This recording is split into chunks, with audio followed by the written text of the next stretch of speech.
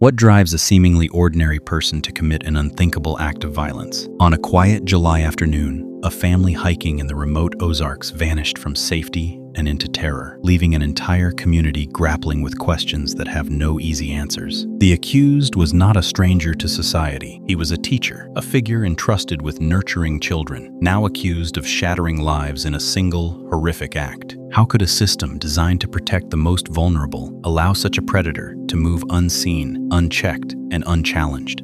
Bloodshed in the Ozarks Mountains.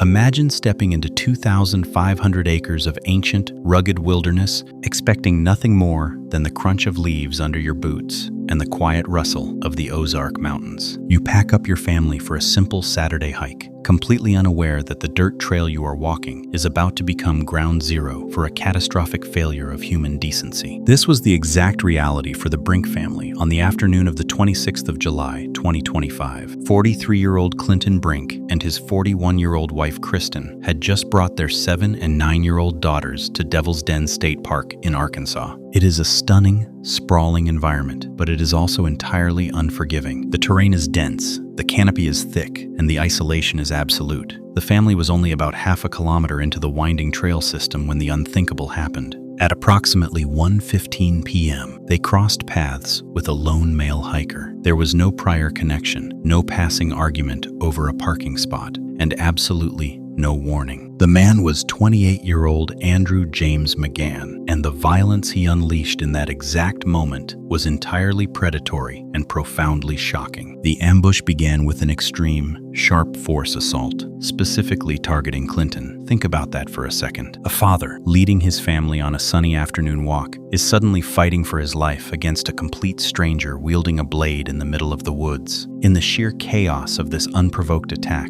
the raw survival instincts of a mother took over. Kristen Brink did not freeze. She immediately grabbed her 2 young daughters and physically pushed them off the main path, directing them to a position of relative safety hidden deep in the surrounding brush. But she did not stay hidden with them. Driven by a fierce, selfless protective instinct, Kristen ran right back into the fray to try and save her husband. That courageous intervention resulted in her own fatal stabbing. The brutal reality of the encounter left both parents dead on the forest floor from multiple sharp force injuries, while their 2 young girls remained hidden nearby. Now picture the terrifying aftermath of that scene. Devil's Den is notorious for its rugged topography, but more crucially for this investigation, it is a massive cellular dead zone. There is zero signal out there among the trees. When sudden violence strikes in a place like this, the modern safety net completely vanishes. You cannot just dial for emergency services and expect flashing sirens within minutes. This environmental constraint turned a horrific crime scene into an absolute logistical nightmare for the authorities. Because of the extreme isolation and the total lack of communication infrastructure, it took an agonizing 6 hours from the time the bodies were discovered for the Arkansas State Police to even issue a formal public statement. That is 6 hours of struggling to secure a chaotic, heavily vegetated perimeter, 6 hours of trying to lock down a sprawling park, and 6 hours of piecing together panicked witness accounts while operating in near radio silence. But the attacker did not vanish without a trace. He made significant physical mistakes.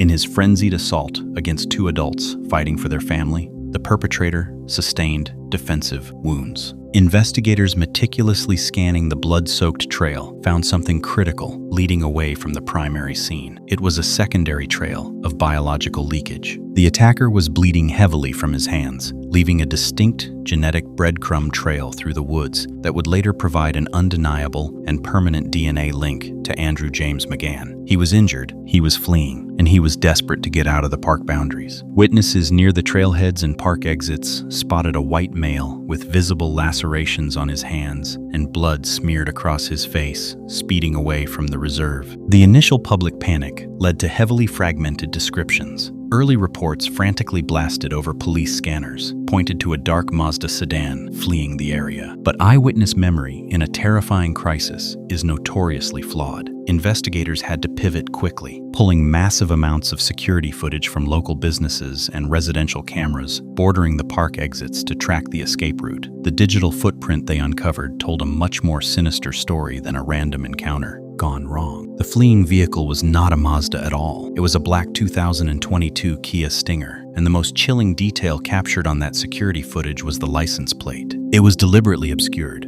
wrapped tightly with electrical or duct tape. Taping over a license plate before driving to a remote state park indicates a severe level of premeditation. It reveals a calculated plan to commit an atrocity in an isolated area and deliberately evade the consequences, shifting the entire narrative from a spontaneous tragedy to a cold, predatory hunt.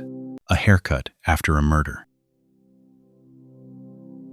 For 4 agonizing days following the slaughter at Devil's Den, a massive and highly coordinated manhunt gripped the Ozarks. Law enforcement agencies were operating on razor-thin margins, piecing together blurry security footage and trying to track down a heavily obscured black Kia Stinger. You have a highly dangerous, wounded fugitive loose in the region, and every passing hour exponentially increases the risk of another violent tragedy. On the 30th of July, 2025, exactly 4 days after the attack on the trail, the digital breadcrumbs and local witness tips finally converged. But they did not point to an isolated cabin deep in the woods or a desperate man making a run across the state line. The trail led investigators roughly 30 miles north of the crime scene straight into the heart of Springdale, Arkansas. Specifically, they were drawn to a bustling, everyday business called Lupita's Beauty Salon and Barbershop. Parked right outside the barbershop in broad daylight was the suspect vehicle. When heavily armed investigators walked through the doors of that salon, they were absolutely prepared for a violent, high-stakes standoff. Instead, they walked into a scene that is deeply chilling in its absolute, bizarre normalcy. Andrew James McGann was sitting calmly in a barber chair, right in the middle of receiving a haircut.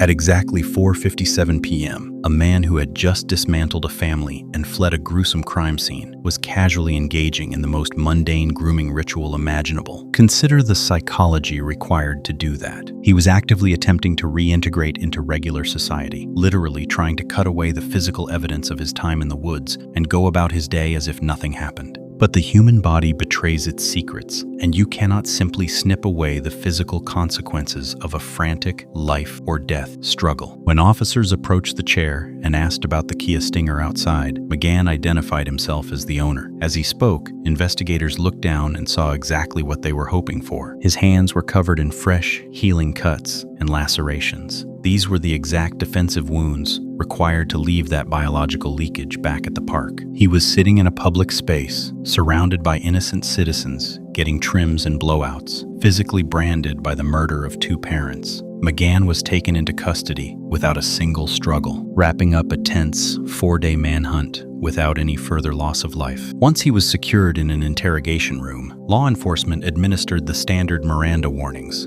officially initiating his interview with the Arkansas State Police. In high-profile capital cases like this, you expect a suspect to demand a lawyer immediately or weave a massive web of complex lies to explain away the evidence. McGann took an entirely different route. He waived his rights and began talking, providing a detailed narrative that investigators immediately characterized as a full, unreserved admission of guilt. He owned up to the slaughter, yet his explanation is what truly elevates the horror of this case. He confessed that the attack was a complete anomaly. There was absolutely no relationship between him and the Brink family. He did not stalk them from their home, and he did not hold some deeply buried, long-standing grudge. It was a purely random encounter. 4 innocent people simply walked past the wrong man on a quiet hiking trail. While a spoken confession is legally substantial, a capital murder prosecution requires undeniable, unshakable physical proof. The moment McGann was in handcuffs, authorities executed a massive search warrant at his primary residence in Springdale. Crime scene technicians tore through his home looking for the mechanical tools of his crime. They quickly recovered an array of knives and specific articles of clothing that matched the frantic descriptions given by witnesses near the park exit. These items fulfilled the forensic requirements of the brutal stabbing, but the final nail in the coffin came from a microscope. Forensic biologists took the genetic profile extracted from the secondary blood trail found deep in the Ozarks and tested it against their suspect. It was a definitive, mathematically perfect DNA match.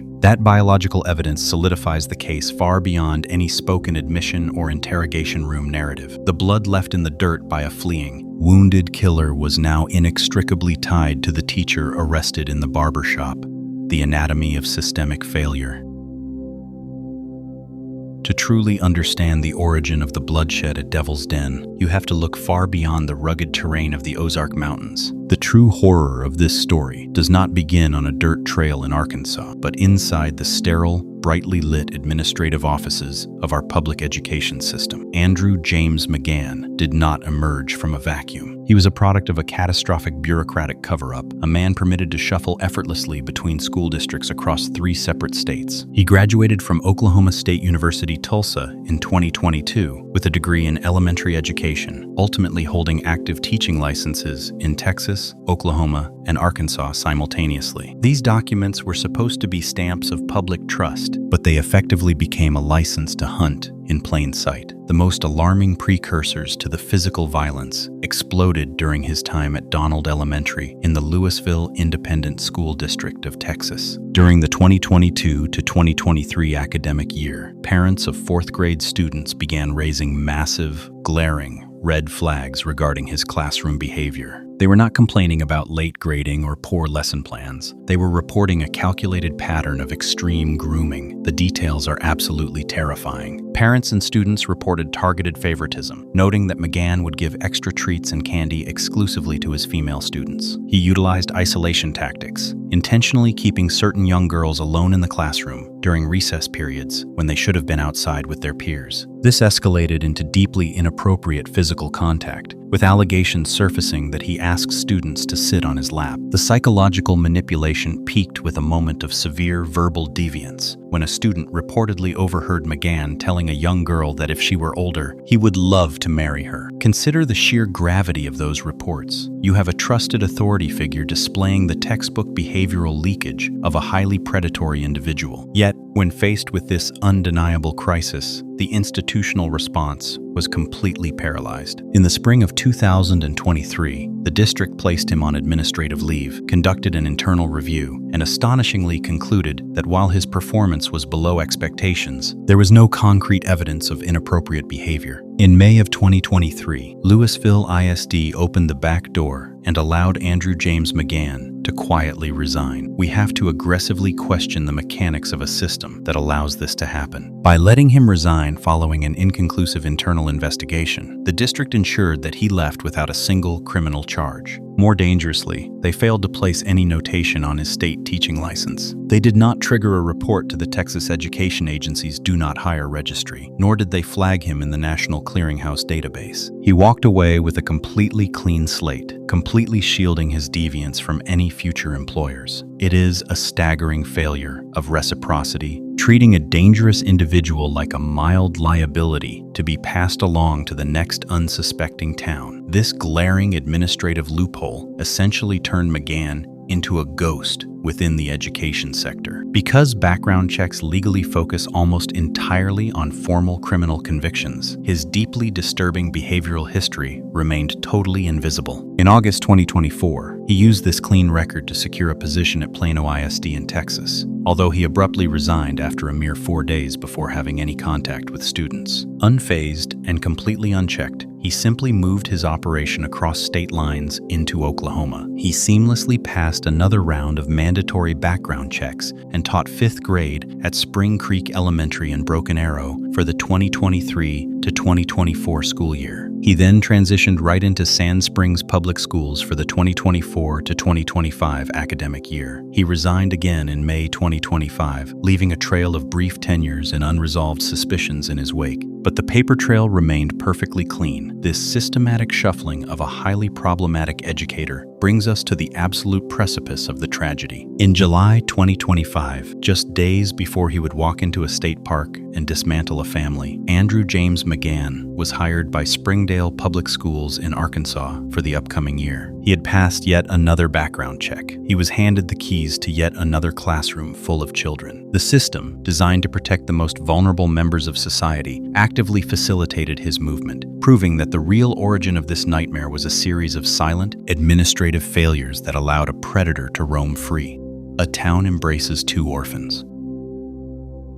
When you strip away the forensic evidence, the massive police manhunt, and the glaring systemic failures of the education board, you are left with the profoundly human core of this tragedy. Clinton and Kristen Brink were not just names on a cold Arkansas State Police incident report. They were a fiercely dedicated couple who had just packed up their entire lives in South Dakota to chase a fresh, optimistic start in the quiet, welcoming community of Prairie Grove, Arkansas. They had only been residents of the state for a matter of weeks before the afternoon of July 26 violently altered everything. This relocation was supposed to be the beginning of a beautiful new chapter for their family, a life built entirely on a foundation of deep, unwavering faith and a profound commitment to raising their two young daughters in a tight-knit environment. Clinton was a hard-working, experienced commercial driver who was literally on the precipice of a brand new career milestone. He had successfully secured a solid, dependable position driving a new route for Hill & Dairy, a major subsidiary of Prairie Farms, operating right in the Fayetteville area. He was scheduled to officially start that new route on the very Monday, immediately following the Saturday attack. He never got to take the wheel. Kristen brought her own incredible value to their new community as a highly skilled, compassionate licensed nurse. She had spent years working in complex healthcare facilities across Montana and South Dakota, dedicating her professional life to caring for vulnerable people. That lifelong dedication to protecting others perfectly mirrors her final heroic act in the rugged woods of Devil's Den. Their sudden deaths left their 7- and 9-year-old daughters completely orphaned in a matter of minutes. Physically stranded in a state they had barely even begun to call home. You might expect a family so new to a region to fall through the cracks of local support, simply because they had not been in town long enough to build deep roots, join local organizations, or forge lifelong friendships. The reality of what happened in Northwest Arkansas was the exact opposite. The response from the citizens of Prairie Grove was an immediate, overwhelming tidal wave of resilience and fierce protection. The town absolutely refused to let those two young girls face the logistical and financial nightmare of this tragedy alone. They mobilized with a speed and efficiency that is genuinely awe-inspiring, proving that community is often defined by action rather than tenure. Almost instantly, a verified online GoFundMe campaign was launched to help cover the staggering, unexpected costs of 2 sudden funerals and the highly complex interstate transport of their remains. Within just a few weeks, that digital memorial fund surged past $81,000, fueled by thousands of strangers who were heartbroken by the sheer random brutality of the loss. But the local community wanted to do something tangible, something you could physically feel in the heart of their town. On the 6th of September 2025, Prairie Grove hosted a massive, all-day benefit event specifically designed to anchor the Brink family's legacy. This was not a small, quiet gathering in a local hall. It was heavily spearheaded by Mayor David Falk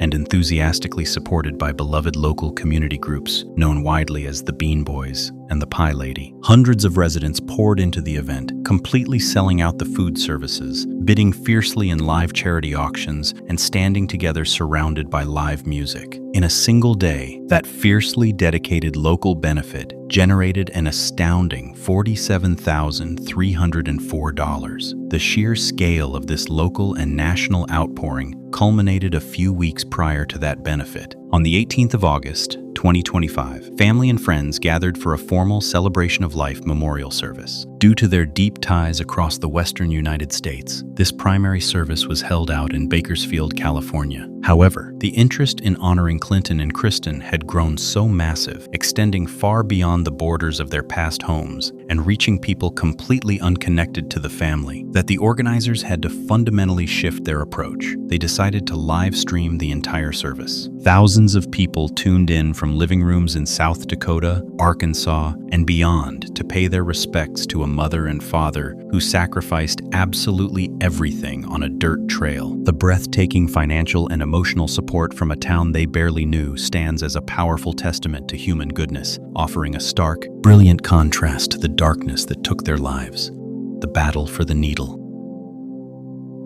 The swift and entirely peaceful arrest of Andrew James McGann inside that Springdale barbershop did not bring this nightmare to a sudden close. Instead, it marked the beginning of a grueling, exceptionally high-stakes legal war inside the Washington County Courthouse. The state of Arkansas was not looking for a quiet plea deal. McGann was officially slammed with 2 counts of capital murder, representing the absolute highest, most severe criminal charge available under the law. prosecuting attorney Brandon Carter immediately took a hardline stance, aggressively signaling his intent to pursue the death penalty. His legal justification was rooted entirely in the extreme, unprovoked violence of the attack, arguing that butchering two parents while their young daughters watched met the strict legal threshold for a cruel and depraved offense. The prosecution wanted the ultimate punishment for a man they viewed as an irredeemable monster. The judicial machinery officially began turning on the 14th of August, 2025. McGann was brought before Judge Joanna Taylor for his formal arraignment, where he stood in the courtroom and pleaded not guilty to the double homicide. Recognizing the overwhelming flight risk and the undeniable danger he posed to the community, Judge Taylor immediately ordered him to be held behind bars without bond. However, keeping him locked away did not stop the massive media firestorm surrounding the case. The horrific narrative of an elementary school teacher randomly slaughtering a family on a state park hiking trail had captured national attention, leading to a relentless wave of news coverage. To prevent this overwhelming public scrutiny from completely destroying the integrity of a future jury pool, the court took drastic action on August 28, issuing a strict legal gag order. This mandate legally barred all attorneys involved from making any pretrial public statements that could jeopardize the constitutional right to a fair trial. The court was desperately trying to seal the courtroom and silence the outside noise, but maintaining that mandated silence proved to be incredibly difficult, and the fragile peace shattered in early 2026. McGann's defense attorneys filed a massive, incredibly aggressive motion designed to completely bar the state from seeking the death penalty. They did not attack the DNA evidence or the arrest procedure. Instead, they aimed directly at prosecuting attorney Brandon Carter, explicitly accusing him of violating the judge's gag order. At the time, Carter was actively running a highly visible political campaign for a coveted seat on the Arkansas Court of Appeals. The defense vehemently argued that Carter was actively exploiting the bloodshed at Devil's Den as leverage to boost his political profile, fundamentally contaminating the minds of the very citizens who would soon be called to sit on the jury. The defense team anchored their explosive allegations on two highly specific, publicly documented events. First, they pointed to a digital campaign advertisement uploaded to YouTube. In this video, Carter delivered a passionate speech about his dedication to keeping dangerous criminals off the streets. Exactly as he delivered that specific line, the video displayed a prominent, undeniable image of Andrew James McGann's booking mugshot. Second, the defense highlighted a public civic presentation Carter delivered in Springdale on the 29th of January, 2026. During this speech to local voters, Carter identified the accused teacher by name and directly pointed to the state park double homicide as a prime example of the severe capital cases he was successfully managing. How can any defendant expect an impartial jury when the lead prosecutor is broadcasting his face as a political talking point? The defense argued that these actions improperly politicized a horrific tragedy, making a fair, unbiased trial completely impossible, and therefore demanding that the death penalty be removed from consideration. The prosecution fiercely fought back against these allegations, arguing that Carter was simply referencing basic public records that were already widely known to the entire community. They insisted his campaign statements never discussed confidential forensic evidence or the specific legal weight of the DNA match. They maintained that if the jury pool was actually biased, the standard legal remedy was to simply move the trial to a different county or conduct a more rigorous juror selection process, not to throw out the death penalty altogether. For months, the fate of the case hung in the balance over this ethical battle. Finally, on the 1st of April 2026, Judge Joanna Taylor delivered her highly anticipated ruling. She acknowledged the incredibly sensitive nature of the gag order and the high stakes of capital litigation. Yet, she firmly ruled that the prosecutor's campaign actions simply did not warrant the extraordinary, extreme step of completely removing lethal injection as a sentencing option. The defense motion was firmly denied. The death penalty remains a very real threat for Andrew James McGann, fundamentally raising the stakes for the next round of fierce legal battles scheduled to ignite during the upcoming May 26 hearings. Judge Taylor mandated that all formal notices regarding expert witness testimony and the introduction of prior bad acts evidence must be filed 60 days before the trial begins. This sets the stage for the prosecution to finally drag McGann's deeply disturbing institutional history into the harsh light of the courtroom. The psychology of a predator.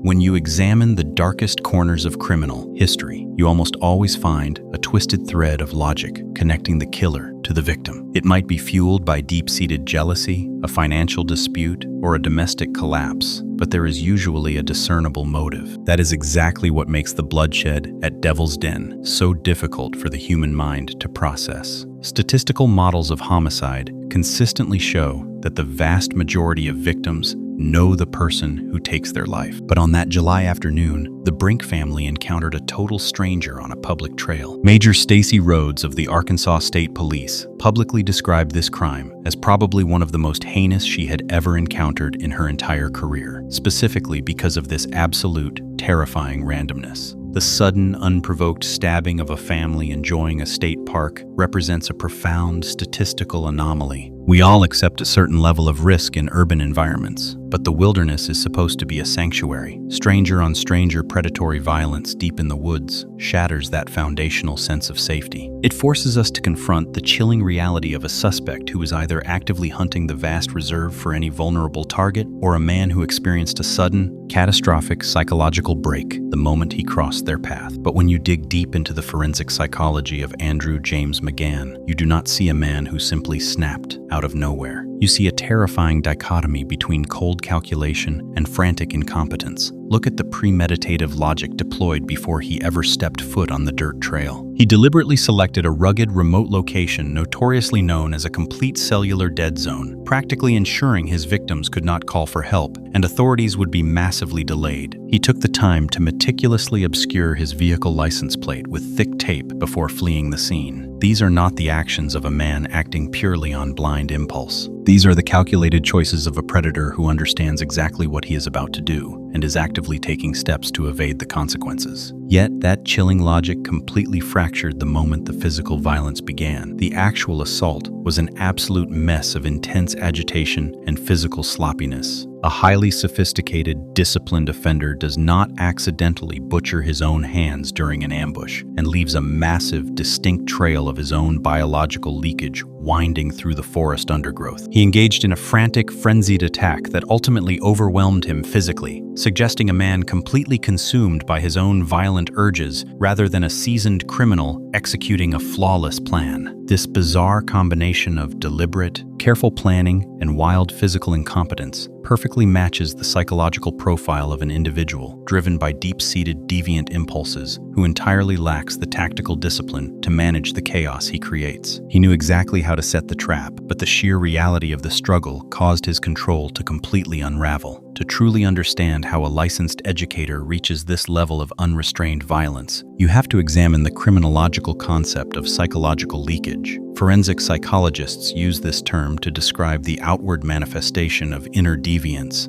through small, seemingly non-criminal acts. A person harboring profound, dangerous darkness rarely keeps it perfectly locked away. It slowly leaks out into their everyday interactions. We saw this exact phenomenon unfold years before the fatal encounter at Devil's Den. His intense obsession with female students, his deliberate isolation tactics during recess, and the deeply inappropriate comments reported by horrified parents in the Texas school system were not just instances of poor professional judgment. They were massive, glaring examples of behavioral leakage. He was actively testing boundaries, seeing what he could get away with, and manifesting his predatory nature in plain sight. The true underlying tragedy of this case is that the institutional failure of the Louisville Independent School District allowed this crucial warning sign to just vanish. By permitting him to resign quietly without leaving any formal red flag on his state teaching license, the administrative system effectively erased his history of deviance. He was handed a totally clean slate, blinding all future employers and the general public to the severe danger he posed. That unrecorded deviance in the Texas school system was the direct precursor to this fatal explosion of violent impulse. The grooming behaviors were the initial sparks, and the bureaucratic cover-up provided the oxygen to let them grow. When you allow a deeply troubled individual to shuffle endlessly through the education system without facing any real intervention, what do you truly expect will happen? The internal pressure continues to build until it demands a physical release. The horrific events at Devil's Den were the ultimate, devastating culmination of a man whose dangerous impulses were repeatedly ignored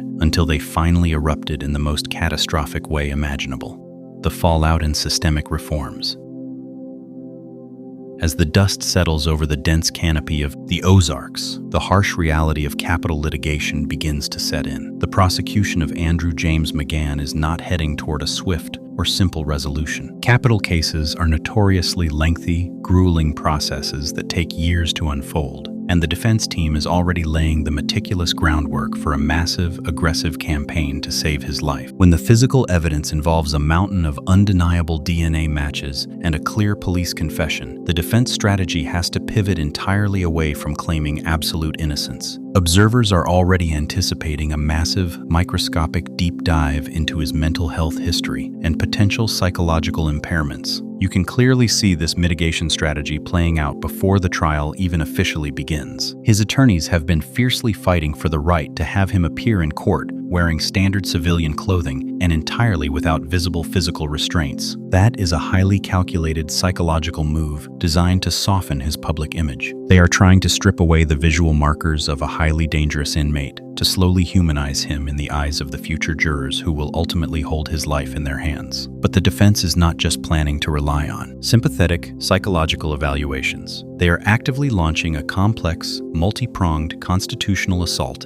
against the very framework of Arkansas law. They are specifically targeting the death penalty statute itself, officially known as Arkansas Code Annotated Section 5-4-603. By aggressively attacking the legal overlap and potential contradictions between the capital murder and first-degree murder statutes, they are attempting to dismantle the prosecution's fundamental ability to even put him on death row. This is a brilliant, aggressive legal tactic that attempts to shift the focus away from the horrific reality of the dirt trail and directly into the dense, confusing weeds of state constitutional law. The shockwaves of this tragedy, however, extend far beyond the walls of the Washington County Courthouse. The bloodshed at Devil's Den has triggered an absolute earthquake in public policy, specifically targeting the catastrophic institutional failures that allowed a known predator to roam freely through our schools. Lawmakers are finally confronting the massive, gaping loopholes in the education vetting system. In Texas and Oklahoma, there is a powerful legislative push for a new policy widely known as the McGann Rule. This is a vital proposal designed to radically strengthen the investigative authority of state education agencies. If passed, it would legally empower these agencies to aggressively investigate and permanently record behavioral concerns and grooming allegations, even in cases where local police do not file formal criminal charges. Furthermore, there is a rapidly growing national demand to completely overhaul the NASTEC Educator Clearinghouse. For decades, this massive national registry has primarily tracked concrete criminal convictions, essentially turning a blind eye to severe professional misconduct. The new legislative push aims to expand that national registry to include a comprehensive administrative discipline category. This crucial update would effectively destroy the ability of problematic educators to shuffle seamlessly across state lines the moment they are placed on administrative leave for deeply disturbing behavior. This systemic reckoning is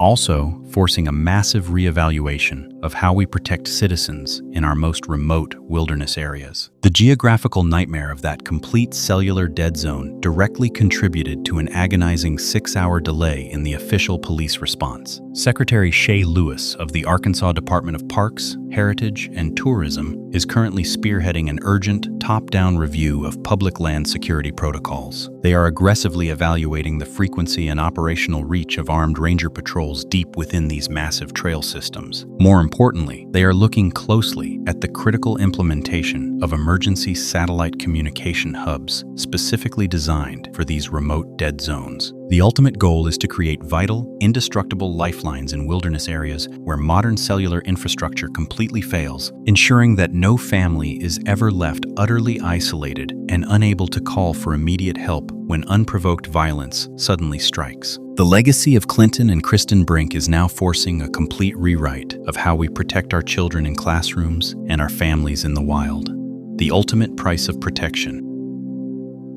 When you step back and look at the entirety of the Devil's Den tragedy, the legal maneuvers and the systemic failures eventually fade into the background, leaving us with the raw, devastating reality of July 26. A family walked into a 2,500-acre sanctuary looking for a peaceful afternoon, and they were met with an unfathomable, unprovoked horror. What was stolen on that dirt trail was not just 2 lives, but an entire future. Clinton and Kristen Brink were supposed to build a vibrant new life in Arkansas. They were supposed to watch their 7- and 9-year-old daughters grow up. Instead, their future was violently erased by a predator who never should have been allowed to walk among the public. To truly understand the magnitude of this event, we have to narrow our focus entirely onto those final, defining moments on the trail. When crime scene technicians map out a location like this, they place numbered yellow markers next to drops of blood, scuff marks in the dirt, and discarded items. But if you look closely at the forensic evidence from that afternoon, you are not just looking at the chaotic aftermath of a random murder. You are looking at the exact physical footprint of a desperate, overwhelmingly successful final stand by 2 fiercely dedicated parents. When Andrew James McGann unleashed his predatory ambush, the initial wave of sharp force violence crashed directly into Clinton Brink. Clinton absorbed the sheer brutality of a sudden, chaotic struggle against a man wielding a blade. He fought desperately to hold the line on that trail, completely taking the focus of a killer. That crucial window of time, bought with unimaginable suffering, allowed his wife to react. Kristen Brink possessed the kind of deep, instinctual bravery that most of us can only hope we have. In the face of absolute terror, she physically grabbed her 2 young daughters and pushed them off the exposed trail, shoving them deep into the dense protective brush of the Ozarks. At that exact moment, Kristen had reached a position of relative safety. She was hidden. She could have stayed in the undergrowth with her children, hoping the nightmare would pass, or she could have tried to run further into the woods. She did neither. Guided by a profound, selfless devotion, she deliberately left the safety of the brush. She stepped right back onto the bloodstained trail and threw herself into the fight alongside her husband. She went toe-to-toe with a monster to ensure he would not take 1 step closer to her little girls. That decision cost her everything. Both Clinton and Kristen sustained fatal stab wounds, bleeding out on the forest floor so their children could live. This is the staggering reality of their sacrifice. When you place the actions of the Brink family next to the actions of the institutions involved in this case, the contrast is absolutely sickening. For years, school administrators in Texas and beyond witnessed clear, terrifying behavioral leakage from Andrew James McGann. They saw the grooming, the isolation of young girls, and the predatory red flags. Yet, instead of confronting the danger, those educated professionals chose systemic cowardice. They hid behind administrative leave, quiet resignations, and silent background checks. They essentially passed a loaded weapon to the next unsuspecting town, simply to avoid a difficult confrontation. The bureaucrats hid to protect their own careers, but Kristen Brink refused to hide to protect her own life. The system ran away from the monster, but 2 parents in the middle of a remote wilderness stood their ground and fought him to the bitter end. The judicial process will grind on for years. Lawyers will debate the constitutionality of the death penalty, and politicians will argue over public safety reforms. But the true legacy of Devil's Den is not found in a courtroom. It is found in the survival of 2 young girls who are now safe with their extended family.